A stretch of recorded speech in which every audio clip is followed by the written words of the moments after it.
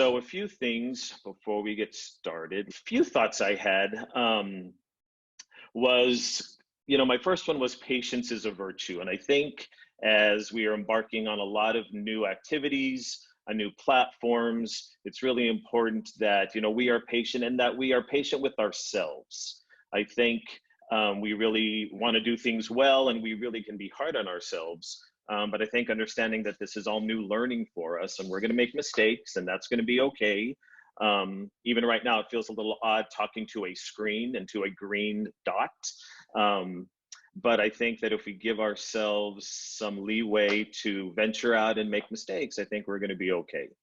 Also, all of your volume has been muted, and please use the chat if you have any questions. Helen's going to be moderating our chat room. There will be a few things that we're going to do today that are going to involve you entering things into the chat, and Helen will be able to share those out with us. And just also remember that we're all in this together, and anything we're trying is, we're going to have success and we're going to have failure and we're going to learn from those failures. But I can say, attending many of these TSTs over the last 10 days, it's so great to learn new material, to learn new ways of interacting with students. And in such a short time, you all have done so much, which is very impressive. So just a few thoughts for this Friday. So some of our goals for this session this morning is we want to make sure that you leave here with some understanding of the role of social emotional learning with regard to distance learning. So we've created a lot of resources, things for you, and we'll be reviewing those today. I know many of you from seeing Twitter and you've been posting a lot of things, show a lot of the things we're already doing with regards to connecting with students, connecting with families, and making sure that you're engaging them.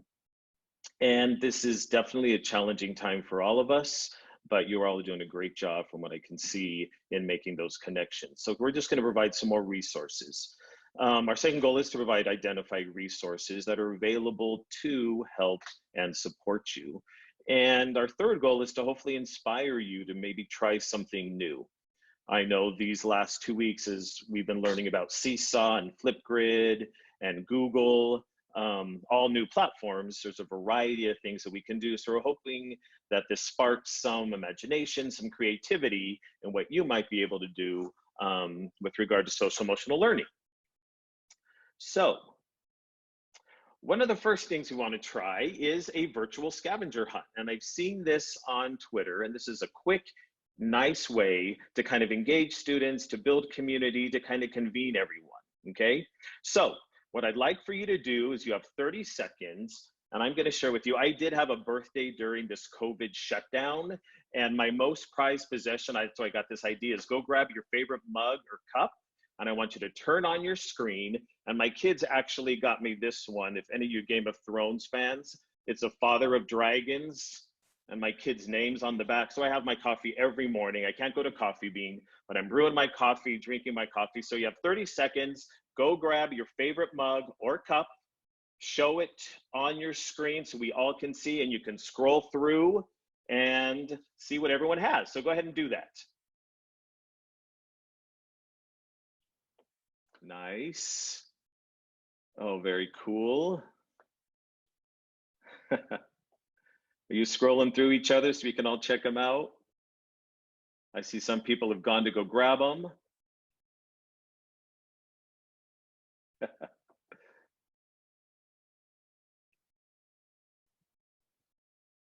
Very creative.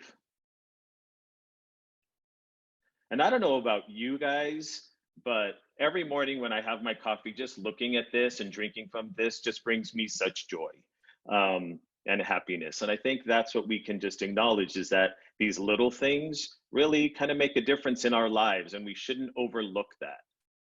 We shouldn't negate the fact that, it's the small things that kind of make us happy. So great mugs, everyone. Thank you. Thank you for sharing. And please, I know probably at 5 o'clock this afternoon, the beverage receptacle may look a little different, but great job right now with these mugs. So anyway, on Twitter, obviously people have been sharing a variety of ideas with regard to this, and it is a great way for students to kind of share of themselves,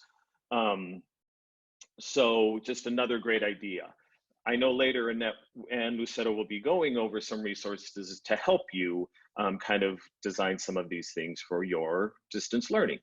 So the next thing we want to talk about, and you probably have been seeing this, but I'll just kind of go over it really quick, is during this time, obviously this is a traumatic and stressful time for a lot of families and students.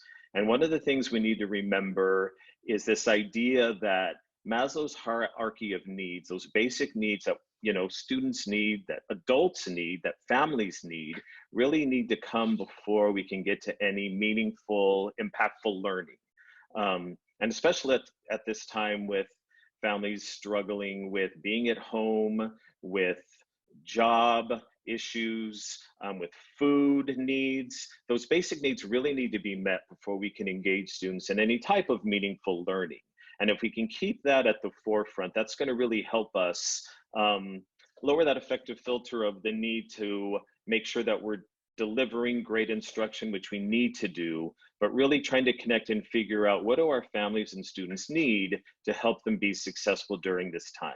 In the same way that we need to be reflective and understanding, what do we need? What are we not getting to make sure that we are our best selves, not only for our own families, but for our students as well. So what I'm going to ask you to do, you should have all received an email this morning about an hour and a half ago with a link to an article.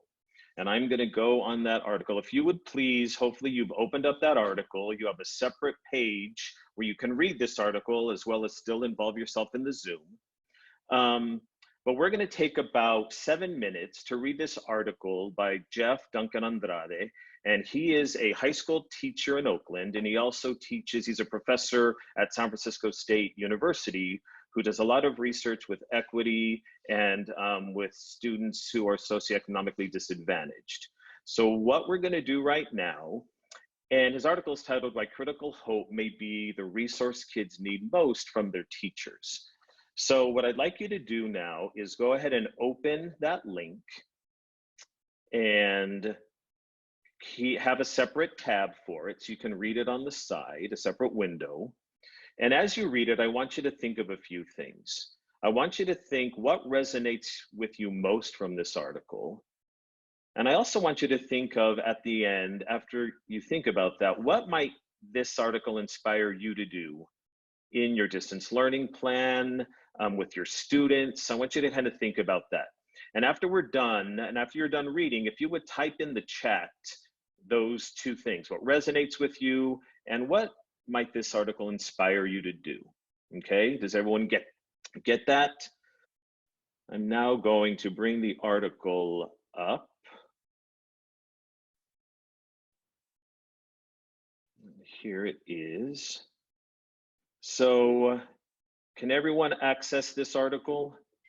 A lot of times too, you can just use your phone and open up that email that I sent you at 9 o'clock. Oh, Mary Porter, do you have a hard copy? Anyway, just go right onto your phone, and around 9 o'clock, I sent you an email, and you can click right onto the link if that's easier for you. Okay, so we'll get together at about 10:18, okay?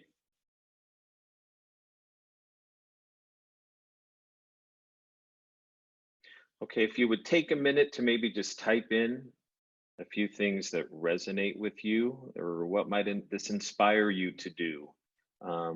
Chat room is open, and Helen will go ahead and monitor that for us. I'm going to go ahead and start reading some of the comments. Sounds great. So Joy wrote, the image of the petals from the ground resonates with me, especially when he talks about how kids go off to college and come back, and that opens the cracks wider. Leticia wrote, they need to feel that you believe in them before they can believe in themselves. And Tyra writes, essential truths, but he doesn't think educators can close the opportunity gap if they don't stop pretending that the conditions students live in and what happens to them outside of school isn't part of being a teacher. Those experiences are a critical part of whether kids are prepared to learn or not. Another person wrote, one time I overheard a teacher in the bathroom saying, Why can't these students just be happy? Don't they know they have a choice? I was pretty shocked how far from the truth that can be for many students. Another teacher wrote, after reading this article, I think that I will try even harder to carve out some personal time with students that have a hard family life, connect more with parents so we can create a true partnership. What resonates with me is that he doesn't think educators can close the opportunity gap if they don't stop pretending that the conditions students live in and what happens to them outside isn't part of being a teacher. I'll continue to give critical hope. To achieve critical hope, educators have to combine materials like great teaching with a fierce love for students demonstrated with actions, not words. Hey, that person needs to write an article. That was pretty. Love that. One of the things that resonates with me is that for many of our students, school and their teachers are their happy place, even if it seems they don't want to learn or follow expectations. This has become so apparent in the past few weeks as I've talked with students and parents. What inspires me to do is create daily hangout time around different themes like music, check-in, in addition to questions about work or small group instruction. I know the students miss each other and they need to see and hear from others as much as their teachers. Deferred hope, blaming the system, takes power away from kids and makes the United States and our message weak. The part that resonates with me is you win the heart to get to the head. This makes me realize that this transition into distance learning is almost like starting the school year all over again. It's important that we build strong connections with students so that they feel comfortable to open up to us when they can't see us face to face. This inspires me to do more relationship building activities over the next few weeks. We all have the need for healing. I love the idea that my classroom is a micro ecosystem. Students need to feel cared for before they are willing to learn. My focus needs to be student well-being, not academic work. Critical hope, teachers' actions versus words. Wounded children tell the most truth in raw ways. We must win the heart to get to the head. Empathy, hope, love is what we need to lead our teaching. No master gardener blames the seed for not growing. Fierce love and great teaching. Teaching is a holistic endeavor that at times is painful, but fosters growth for all of us as conscious humans. Okay, this is beautiful. I'm going to start crying, Mhm. Dave. Beautiful. I'm going Yeah, to cut and paste these all into a document and send to everybody. It's just beautiful when you yeah, read them all in a row. those are great Beautiful. ideas. Um, and I invite you in that article, you'll see some YouTube videos and there's interviews with him. He has a TED Talk. At the bottom of the link here, there's also his keynote at GAVE back in 2019. And just so we got this article we had seen him speak at a school counseling convention a few years ago. And last week at an EL Network meeting, they shared this article. And it just seems so appropriate to kind of frame the space that we're in right now as we're trying to connect with students, connect with parents, and keep that at the forefront of what we're doing. So on that note, I'm going to turn it over and stop sharing my screen. And Lucero Benitez from Wainimi is going to go ahead and start and share with you some information that she has, okay? Can you guys hear me? Perfectly. Awesome. So I am going to be talking about SEL practices that we can use in the classroom. And it's been really nice to hear all the comments about the article, because I feel like when people hear the word social emotional or the phrase social emotional learning, they're thinking just about the emotional part. And there are so many other aspects of the social emotional learning that you're already probably doing in your classroom. So when we talk about social emotional learning, we're talking about self-awareness, self-management, responsible decision-making, relationship skills, and social awareness. So we have this table that goes through all of those categories. It gives kind of a definition of what they are, and it gives you ideas on what you can do. So I am sure that a lot of you are doing all of this already, but when we talked about social emotional learning, we want to be intentional. So when we're creating an assignment, we're creating a project, we're creating an activity with our students, this can be in the back of our mind. When we talked about self-awareness, we're talking about identifying emotions, self-perception, and self-efficacy. And later in the presentation, we're going to give you some examples of a check-in you can do with your students. You can also start your Zoom meetings with a mindful moment so they can get in the headspace that this is my time to be with my teacher, this is my academic time, because like we know, and we are experiencing that too, we are at home. If they lack a schedule or they lack that time that we don't have anymore, when we would go to school and our mind would be ready for what was coming. So maybe starting with a mindful moment. I was talking to my sister who's a teacher. I said, how about you assign them a mindfulness video during the week, and they can do some writing about how they felt, if they like it and they didn't. There are other teachers that are doing a journal for their students. Well, how about we look up those topics that are SEL related, and we have them write about their feelings, reflect about what's happening. And I know that there are some teachers that are doing Flipgrid, and that can be another opportunity that you can use for students to reflect on their emotions. When we talked about self-management, and this is something very important right now, we want them to be able to establish goals to work on their organizational skills and their self-discipline.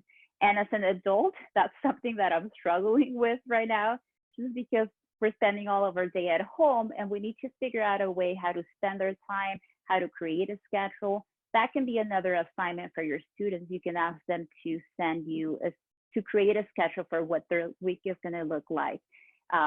And that would kind of have them sit down and think about their time and how they want to use their time. You can also have them create weekly goals or talk about what's been difficult about following that schedule or not.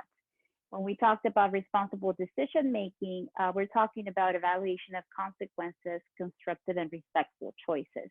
So someone already mentioned this, and I think it's very true. This is like the beginning of the school year. You need to establish that time to go over with them. What are the rules? What are the expectations? I know I've seen some teachers that post the rules when a student is joining a Zoom meeting. I have another sister who's a teacher, and her students were putting funny names during their Zoom meeting. So she had to take that time to establish those rules and expectations. If you want to hold them accountable, and I know the grading system is going to be different, but they also need to understand that this is like school and you're going to be grading assignments. And later on, I'm going to be talking about that a little bit more. When we talked about relationship skills, we're talking about communication, social engagement, and relationship building. One idea is for you to be able to have in your Zoom, maybe you want to do something academic, but once a week you want to do a morning meeting or a circle the way you used to do it in your classroom. One of the resources that has been added to mission control, and we'll talk about it, it'll be different questions that you can use. So spending that time to building connections with your students. I know that as a teacher, you guys are probably thinking about how am I going to have my kids learn when they're not here. But I feel like if you join this training, you also understand that the part about building relationships is very important. Most of the time, you were that adult that was that constant for them, that they were looking forward to see. They were also looking forward to see their friends. They're not getting to see them anymore. So spending that time, creating those activities, will give you resources for that as well. And the last part of social emotional learning is social awareness, and that's when we want to be able to provide opportunities for them to develop empathy and also learn how to use resources. And some activities that you can do with your students is kind of thinking about and having them reflect about the current situation. I know that it's been difficult for me. I know that people are finding it challenging. And when I say that, sometimes you're going to find people that are telling you, it's difficult, but I'm having a great time at home. And that's also okay too. We don't want to make the assumption that everyone's going through the same thing we are. We just want to be able to provide that support for our students. Also having those conversations about what can you do to help? Or now that we're staying at home, how do you think we're playing a part in what's happening? Just having them reflect on the current situation. So what are some good practices to support your students? Well, Dave, at the beginning of this presentation, talked about addressing core needs. We get to know our students during the school year, but we don't know what's happening. So I think it's great that the district and other districts are being able to provide food for the students, their lunch, their breakfast. but it's also just kind of building that relationship and staying in communication with them, kind of knowing what's going on, providing that sense of relationship. Yes, you want to have your Zoom or Google Hangout to talk about the assignments, what they need to turn in, but they also want to feel like my teacher cares. So I'm happy to see my teacher. So being very intentional about providing those opportunities. During this whole process, we're fostering student resilience, and we're doing that for ourselves. And that's when we have a challenging time and we rise up to that challenge and we're able to overcome or learn something new. And I feel like with this whole technology thing that we're having to learn, we're all building resilience as well. Providing opportunities for connections, like I mentioned, when you do your assignments, when you do your meetings, and contacting parents is important as well. I know that I live in a family with teachers, so that gives me a good kind of insight on what's going on. And I have one of my sisters who told me I have the student that hasn't turned anything. The student is not going to get the points, but I'm actually more concerned because I haven't been able to communicate with him, and this is not like him. And she was able to make that phone call, talk to parents and explain things and kind of get a background information as to why that's not been happening. And on the other side, she had another student that was not turning anything in, and nothing was really wrong. He was just not wanting to do anything because he thought that, oh, we're not in school, we don't have to do it. So I would say don't make assumptions, but do take the time to make those connections and kind of figure out what's going on. And then you're going to have a better picture. Like I said, this is like the beginning of the school year. We're learning, they're learning as well. So now we want to talk to you about some of the resources we have. And lately, I know all of you probably have been to the mission control page because it's great. Now it became even better. Now we have a section for resources for teachers for social emotional learning. And if you go into the mission control page and you look at the top right, you're going to see the section that says resources for teachers. You're going to click on that and then choose social emotional learning resources. And this is what we have. We're going to be adding more. And let me show you, because this is very exciting.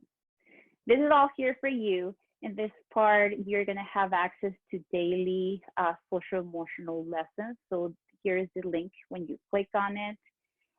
They've also added a Google check-in form. And I was very impressed by the forms because it has like a morning check-in, an afternoon check-in, a weekly check-in.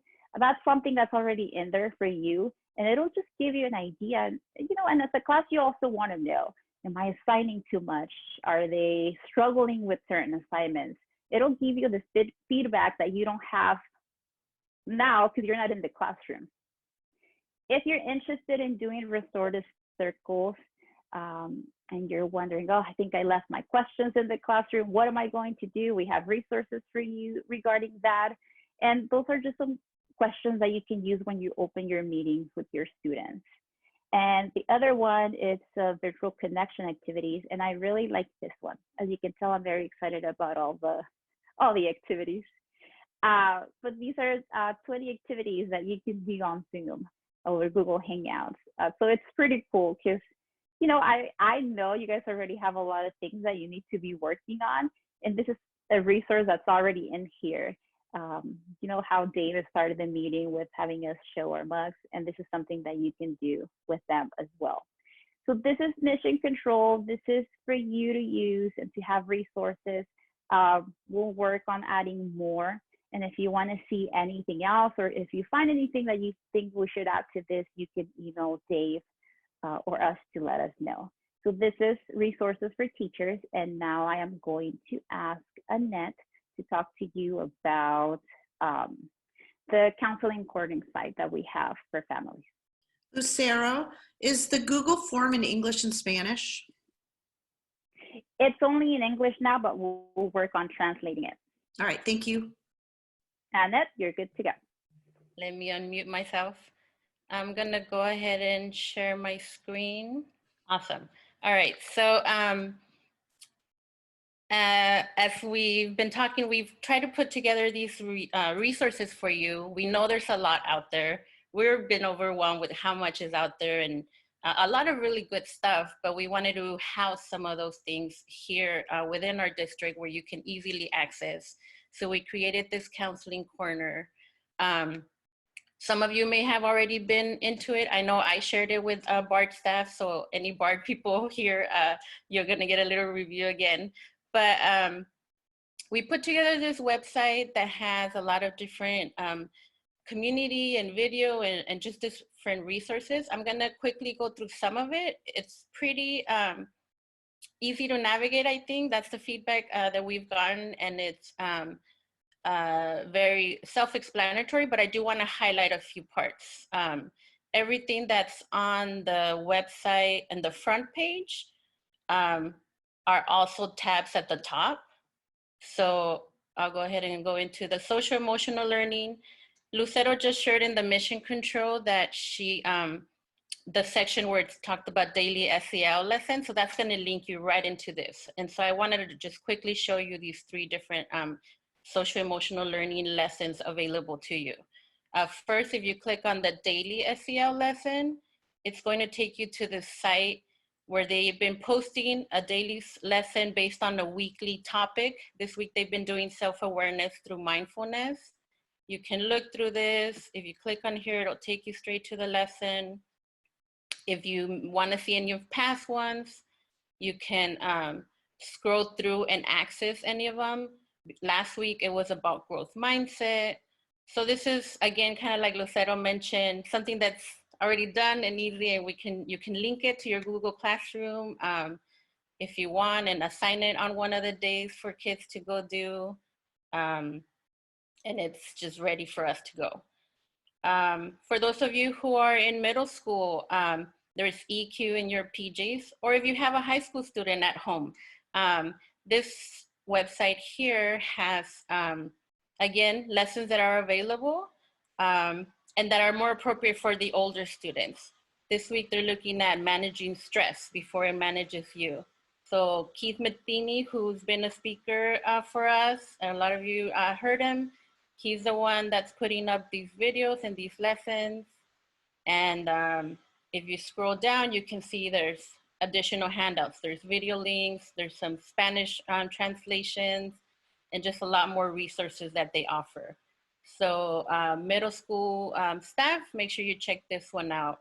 And then last, second step. So our district has been doing second step throughout the last 2 years, or we have we got it restarted.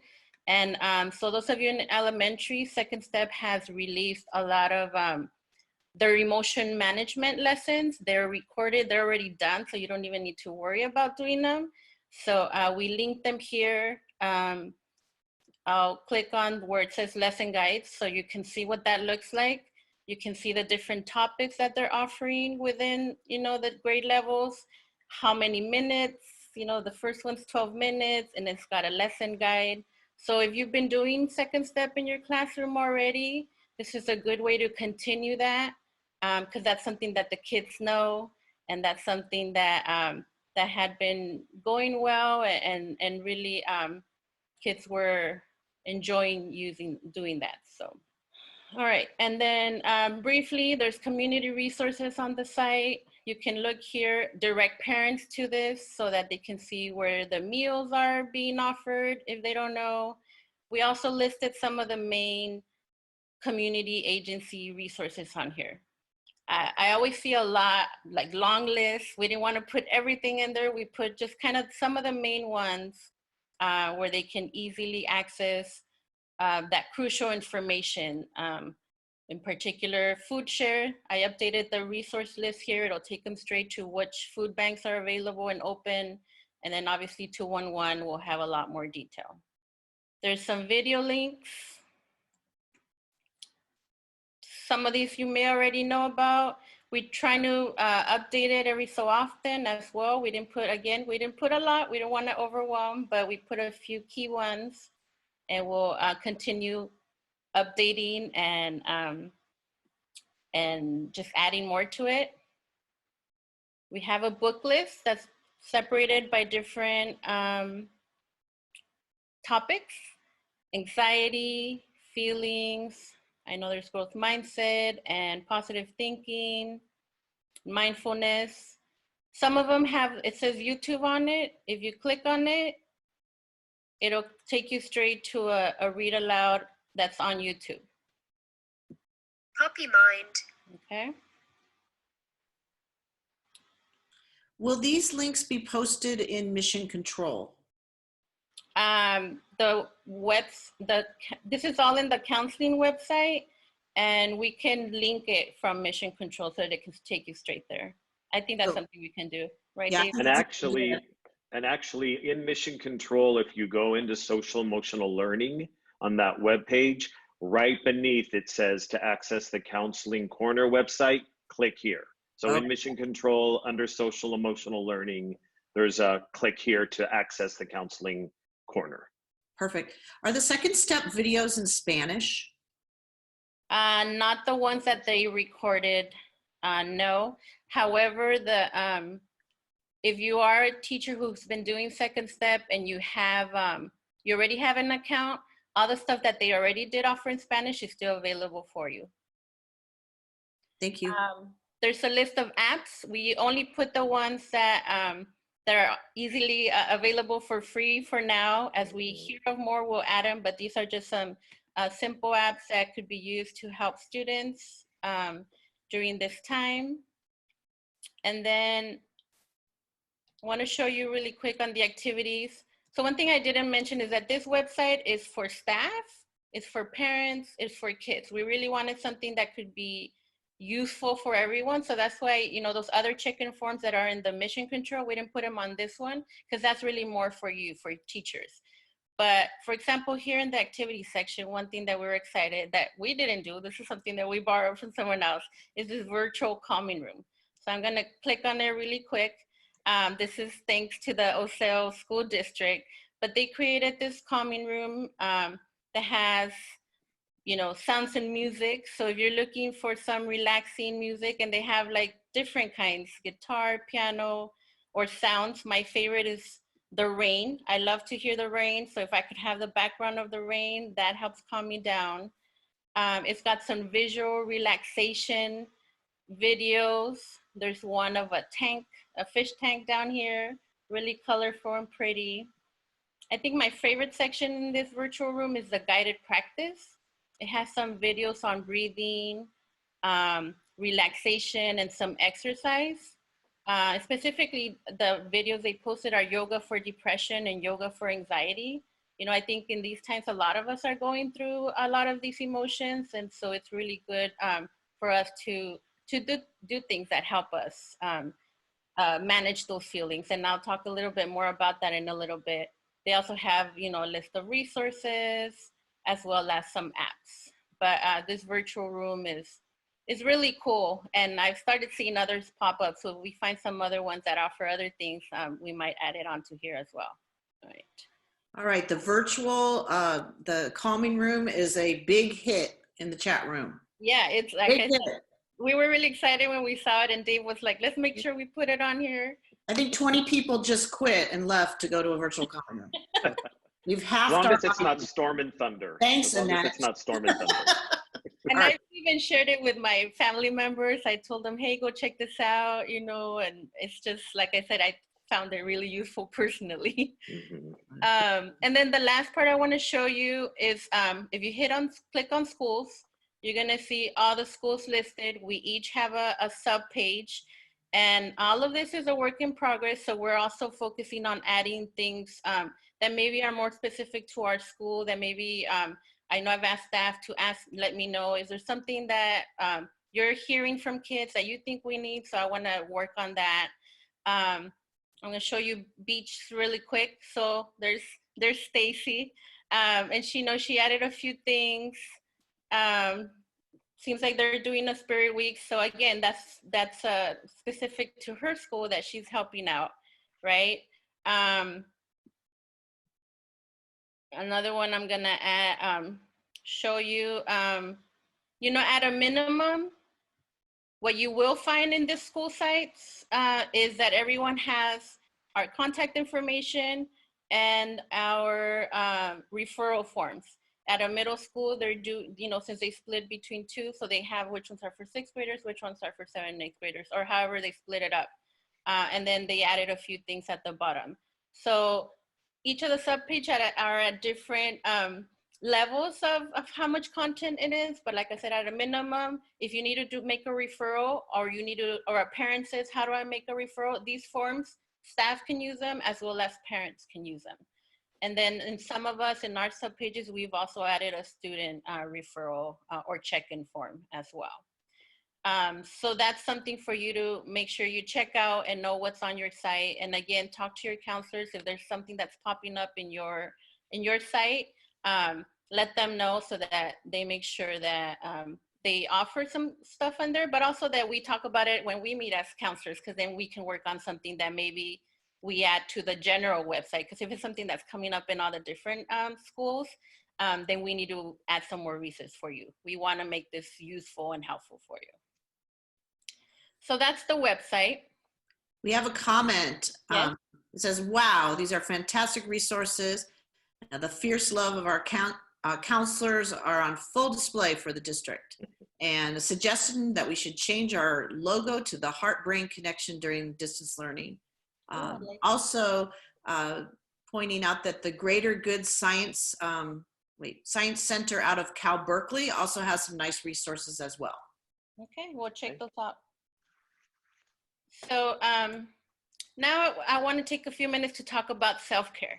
And we wanted to make sure that we didn't leave this presentation without talking about you. We all know that everyone's been working hard. Everyone's been working hard to get this going. We're building the airplane as we go, right? Like that's been a thought that keeps coming up, because this is new for all of us. It's a stressful time.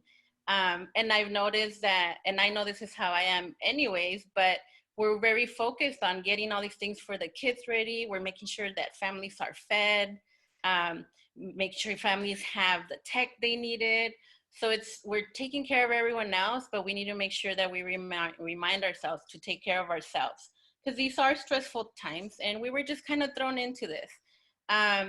And often we joke around, when we hear self-care, we think, oh, okay, yeah, that's happy hour, right? And it's my glass of wine and we're just gonna relax. I do that all the time. Hey, let's go to happy hour. It's all in the name of self-care. And it's part of it for sure. Because that's where we can just relax, we can vent, we can talk to our friends and just unwind a little bit. But that's just one part of self-care. So as you can see on the slide that we have up, there's just different categories and areas that I want you to also be thinking for yourself, psychological, the emotional, spiritual, the personal, the professional, and the physical. Especially now, I think it's more apparent. Lucero kind of mentioned, and we've all kind of been saying, like, it's been hard on us too.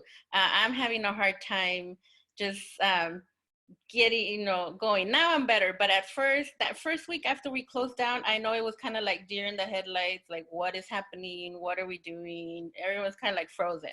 Then that second week, okay, we need to get going. We're looking up stuff. That's when we started building the website. And then I found myself working till like 10 p.m. And I'm like, what am I doing? I don't do this during regular, why am I working like round the clock? And so, one of the things here under professional, especially now that we're working from home, we got to set boundaries. We got to make sure that we take a lunch, that we set a time to take a lunch. We take breaks, making sure that we're still connecting, on the personal level with our friends. Yeah, it looks different. And we need to think outside the box, but we still need to have those connections as humans. We still need to connect and communicate with our family members. The exercise, the physical piece, right? Making sure that we are doing those things that are helpful for us. I love to go hiking and I'm dying to be in the mountains, but I can't because, it's not the time, and the few trails that are open are over impacted. So I have to do what I can. I walk around here, trying to make sure we sleep, all those pieces. So as you're thinking about all the social emotional pieces that you're adding for your students, I want you to also be thinking about yourself and do your own self-reflection of which of these areas maybe you do need to focus if you're finding yourself that you're more tired than usual, or you haven't done something for yourself. It's important that now we got to set time, like, and almost like schedule it, right? We got family time, we got work time, and you need some you time for sure. We've always needed to do that, but I feel like now it's really like in our face, right? So some resources that we added on here, and the self-care part. So sometimes it's easy to talk about it, but then how do we even get started? Some people need an actual plan, a template. How do I even plan for that? There's one template, and I'm gonna look for some more that might be a little bit more helpful, but I wanted to show you just this one really quick that will have accessible to you. This one's really simple. You know, you put yourself in the middle and then think about other different parts, right? I can exercise my body. I can be a good friend. I can keep myself clean and tidy. Your hopes and dreams, healthy foods. Just even writing it down helps a lot, because we can think about all these things, but when we write it down, then it becomes more real, and then we can make a plan. Okay, then how do I make this happen? So that's one that we'll make sure that you have access to. I linked it on here, and I think once the slides are up, you'll be able to link to it, but I think we'll create a self-care folder within the SEL page on the mission control as well. I included some articles and websites for you. I'm not gonna link on all of them, but they're Staying Calm During Crisis and Prioritizing Self-Care. Those are two easy to read articles that I think could be helpful, and they talk more about the kind of like that circle I showed you with self-care. I did want to show you this Care for Your Coronavirus Anxiety website that it's not very flashy, but it has just a lot of different, again, more resources, more meditations, more information for you. Every day there's a mantra.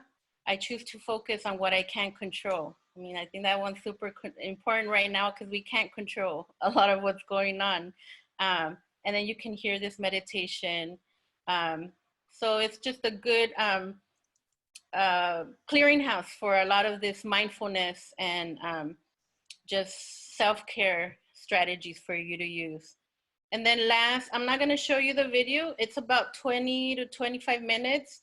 The reality of grief during unexpected school closures. But I did want to address that because grief is, well, with the school closures, anytime we have a loss, and right now we had a loss of being with our school community, of being with our students, and it's something that we've all been grappling with. And so that's a really good video just to kind of see and think about that. There's a discussion about it and how we're dealing with it as educators, and how it's impacting us, how it's impacting our students and our families, because that's the grief that we're going through now.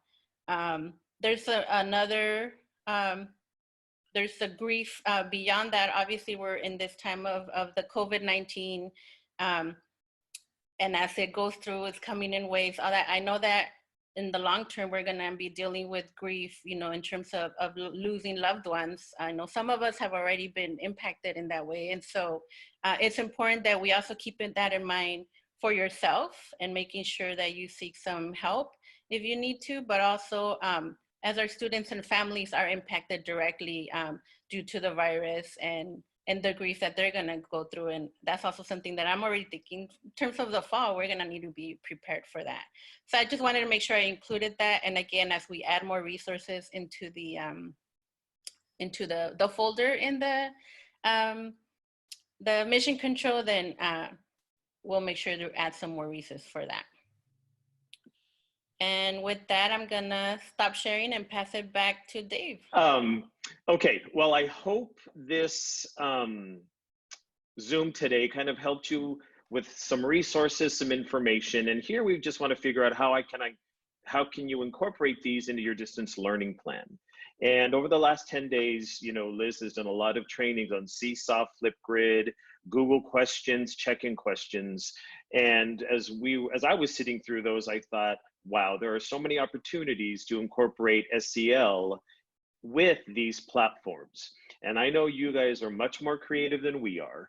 So I can't wait for you to go ahead and try out some of these activities and get back to us. So some goals moving forward is to take care of yourself. That's one of the things we really want to reiterate today, as well as connecting with your students. You know, I invite you to try something new based on what you heard today. There's plenty of resources on the website, and explore different ideas. This is a time that we can be creative. But I also want you to know that we are here for you. So as you encounter challenges or help, or you might need support, please reach out to your counselors. Please reach out to your administrators. If there's anything we can do to help and support you, that's what we're here for. And I want you to remember that you got this. You guys are doing some great work out there. And over the next couple of weeks, as we're moving to, I think it's called Collaborama. Oh yeah. We want to hear from you.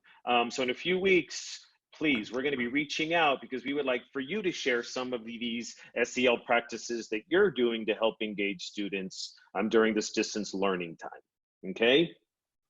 So to wrap up, we want to thank you for being a learning teacher. It's so powerful, the work that you're doing, and I really want to thank you for spending this morning with us. It's a beautiful day. I'm not sure what happened, but my screen is paused. But anyway, please email us if you have any questions. Please let us know if there's anything else we can do to help and support you. And with that, I think we're all done. Thank you, Dave and Annette, and everybody. Lucero, thank you. Let's everybody give them like a woo. Thank you.